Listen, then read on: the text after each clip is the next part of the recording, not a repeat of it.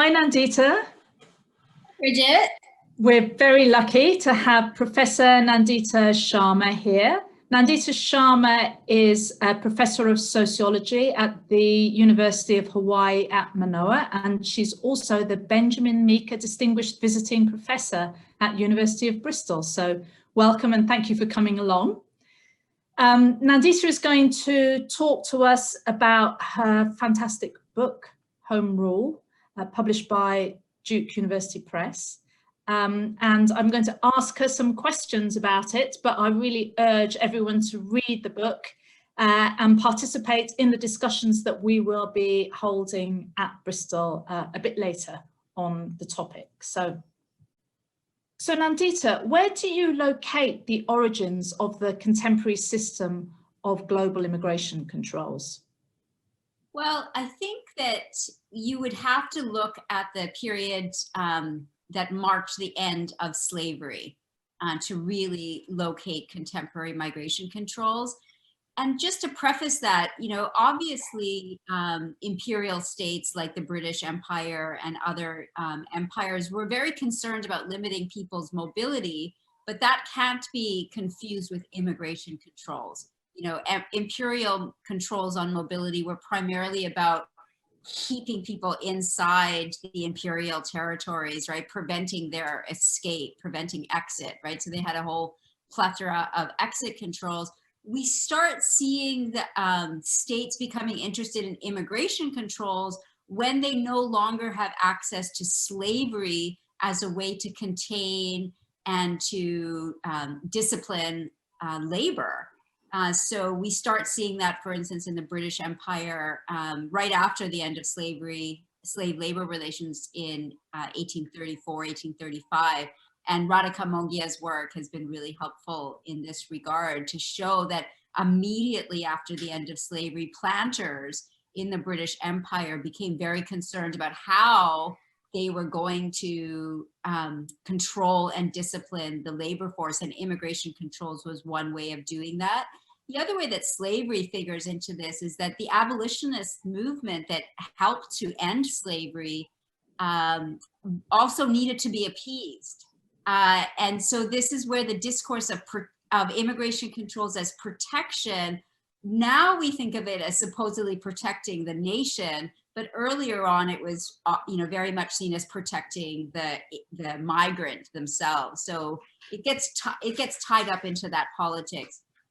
But I think a more clear answer for what we witness today is that immigration controls really rise with the transformation of sovereignty from like either an imperial sovereignty, whether that's the former colonies of the empire or the former metropoles of the empire, to a national form of sovereignty, right? And national sovereignty, I would argue in the book, is very, very much announced through the making of immigration policy. Like each and every nation state, when they announce themselves on the world stage as a national sovereign, do so by enacting immigration and citizenship controls. So it's very much tied up into the kind of political form of the nation state, the idea that the state rules for the nation, and therefore the migrant becomes the foreign other that the state is fighting on behalf of the quote unquote nation. So in your book, you characterize what happens after the Second World War with the emergence of nation states and nation state sovereignty as a post-colonial New World Order. Can you tell us what you mean by a post-colonial New World Order? What I mean by that is that we often think of that period after World War II when empires, the big empires going into World War II, particularly the British and the French, which were the two largest entering World War II. By the end of World War II, and certainly by the 1960s, they're gone. Right? And the former colonies that they had incorporated into the empire are now supposedly independent, and they're sovereign and they're self-determinate. And we just think of this as a brand new era where, you know, all of those the problems associated with the old imperial order are gone. We're all free, we're all liberated. And I argue that instead of living up to the promises of liberty and we're going to get our land back and we're going to stop being exploited and we will have our dignity and no one can tell us what to do, and et cetera, we actually entered into a new system of ruling relationships that were actually very much based on the same sets of social practices: expropriation, exploitation, oppression, you know, denigration of people, et cetera, that we associated with imperialism. But for some reason, many of us were unable to see this as a system of ruling. So we were in a system where we were, again, having masters over us, but we imagined it as masterless. So I was really interested in how nationalism and this promise of national sovereignty and national liberation both organized these sets of very problematic practices that ended all hope of freedom, but also concealed them from us. So, you know, global, like, capitalism expanded after World War II. You know, it didn't contract, it expanded. More and more of us were brought into capitalist social relationships. And it was done through national sovereigns, through the global system of nation states.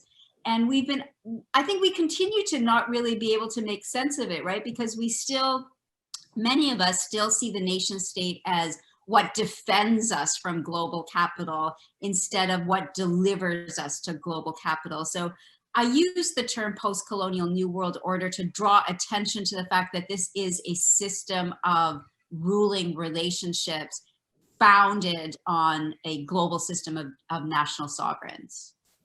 So are there key moments or powers or institutions you think that guide its emergence?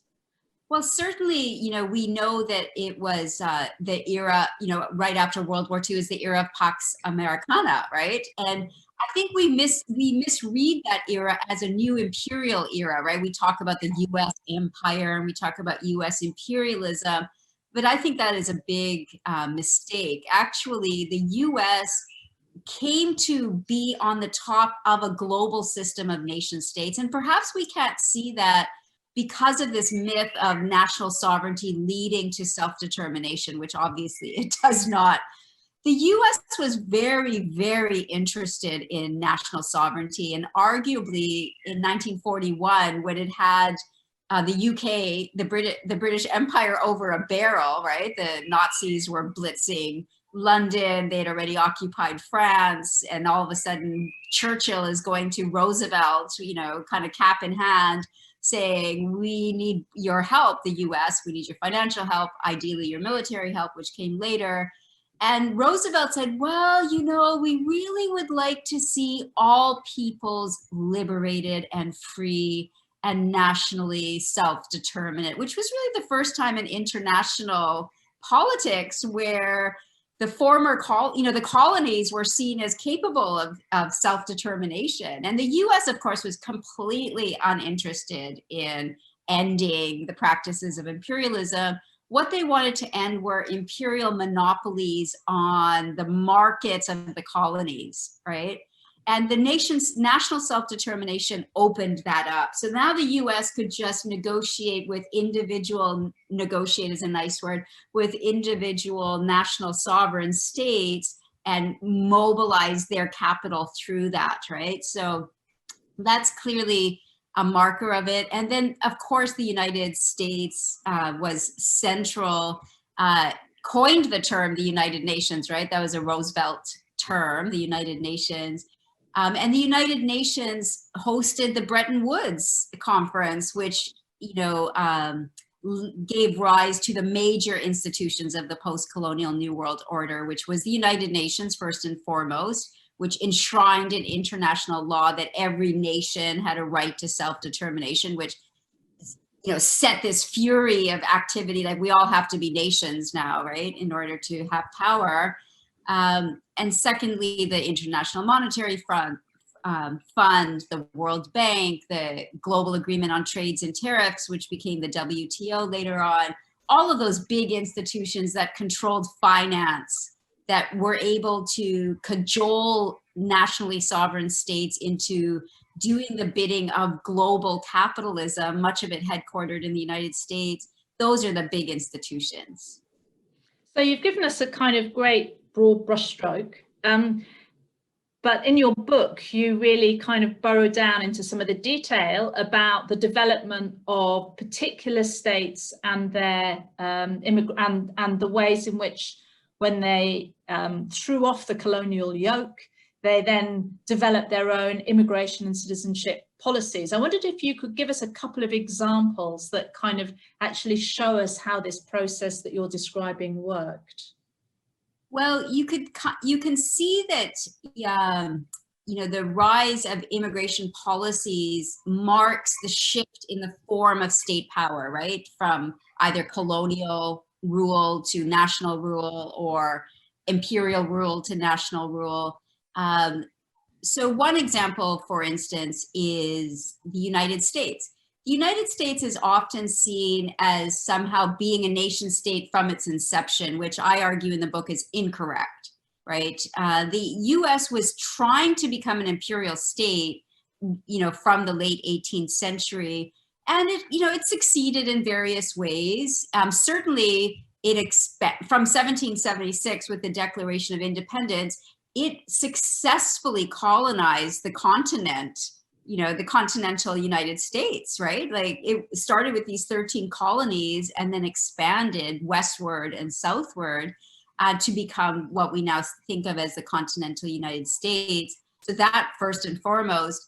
But it soon came to realize that as an imperial state, it was not able to compete with the British Empire, the French Empire, the Dutch, et cetera, et cetera. And at the same time, there were internal pressures from within the United States that were nationalist kind of politics, right? So the first immigration policy in the United States is 1875. So that's a full century after the Declaration of Independence. And I argue in the book that that marks the shift of sovereignty in the United States to a national sovereignty. And that's when you start seeing that rather than trying to encourage migration into the United States, they start slowly by limiting it, and they start limiting it first and foremost against Chinese coolies, quote unquote, and wayward women, right? So these two tropes that we still see in immigration policy today, the negatively racialized other and the non-complying gendered subject, are two of the main focuses of immigration policy. And we start seeing in the United States, which was amongst the first countries amongst the first nation states in the world, certainly one of the first to implement immigration controls, we start seeing the successive intensification of who the foreign other is, an expansion of whose mobility is going to be controlled going into World War I. And by the time we come out of World War II, it's firmly set in stone that immigration policy is going to determine the limits of the US nation. But in the process, people were still coming to the United States, but they were coming with very, very now subordinated statuses, right? And this kind of unwanted character in their kind of social relationships with other people in the United States, which served beautifully to make their labor power cheaper in the US labor market, and also to shore up this idea that the nation state was protecting the nation against these, by treating these foreign others terribly. It was kind of shoring up the idea that the nation state actually was for the members of the nation. So that's one example. It's just the United States' use of immigration policy. Thanks, Nandita. But don't ideas of territory predate the nation state? I mean, you've just given the example of the United States. Or what about indigenous national sovereignty? Well, this is the funny thing, right? That the race for becoming a nation was unleashed when state power came to be closely intertwined with being a nation, right? So one of the classic attributes of nations is that they all imagine themselves to be ancient, right? They, by definition, nations cannot be seen as invented. They have to be seen as inheritances, right? We inherit the nation from all of our forebearers who created the nation and, the fogs of memory. And I think that's precisely what's happening when we talk about Indigenous national sovereignty, right? There is no way that people that we now imagine as Indigenous were thinking of themselves as nations prior to the 19th century, right? When people around the world started imagining themselves as nations. And, some of the people that we put into the category of Indigenous national sovereigns that currently have no sovereignty certainly had states, had kind of, state-like structures, but many did not. So even the idea of sovereignty is questionable, right? Whether people were acting as sovereigns. So I think to get to that problematic, I think we need to make a distinction between land and territory, right? Which I think gets collapsed when we think of Indigenous national sovereignty or any national sovereignty. We tend to think of territory as the same as land, and it is not. Land is what gives us life, right? Like land is the basis of subsistence. Without land, you are not going to be self-sufficient. It's impossible. Land, I also mean air and water, of course. But territory is state control over land, right? That's when land becomes territory. So even asking for territory is succumbing to ruling relationships, right? Getting territory doesn't give you freedom. It gives you a new sovereign, right? So I think we need to distinguish and actually return to an idea of what we need is land, not what we need is national sovereignty over territory. And I think national Indigenous sovereignty movements are standing in the way of that, right? Because we largely see them as legitimate. We see these movements of oppressed people who need to be free and whose freedom we support.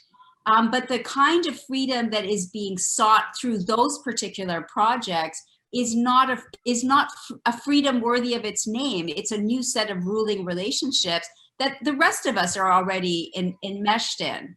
Right, whether we're part of the British national sovereign state or the American national sovereign state, it doesn't get you outside of those ruling relationships, and most importantly, it never gets your land back. Right, nowhere in the world have national sovereigns given people the land back. So Nandita, you describe yourself and are described by others as an activist scholar. So I suppose for the last question, I'd like to ask what you think we can learn from your work for politics and activism around migration specifically. Well, I think that, what I take the activist scholar label very seriously. And what I mean by that is I have never seen myself as studying activists. Right? I don't study them and see what they're doing, how they get along, how they're connected to one another across the globe. Instead, I'm actively participating in setting activist agendas, seeing what is effective, what's not effective, seeing where our demands may be either aligning with very problematic ruling relationships and how our politics can escape those kinds of social relationships. And so, for example, my critique of Indigenous national sovereignty comes from this idea that if, for example, when I was living in Canada, there were no borders types politics that were very, very clear that mobility controls, migration controls were the source of the exploitation, oppression of people, put into the state category of migrant. But many of those same movements were simultaneously supporting indigenous national sovereignty, right? And so it became, and out of that kind of, clash of those two politics, one is no borders, the other is here are some people who can implement borders because they're oppressed indigenous people, we started getting this idea that, well, maybe migrants are actually colonizers, right? Maybe, and I was like, that, sent me into a tailspin as an activist and as a scholar, because it was like, well, what does this say about human migration then? Is human migration really no different than colonization? And so I intervened both in the scholarship of migration studies in terms of no borders politics, but also in the politics of no borders on the ground to say, look, we have to have a really clear idea of what we think of sovereignty, what we think of states, what we think of the difference between land and territory. So all of the kind of conceptual work I do in this book really emanates from how do we create the social movements that are capable of winning what we want instead of succumbing to power. So that's how I define scholarly activism. And that's why people should read your book. Thanks very much, Nandita. It's been great talking to you. And I'm looking forward to the questions that students and other people are going to be directing towards you and your work. So we're going to be following up with another interview in a few months' time, where people will have read your work and listen to you talk and will then put questions. So see you later. Thank you, Bridget. I really am looking forward to that. And thank you for these great questions. Bye.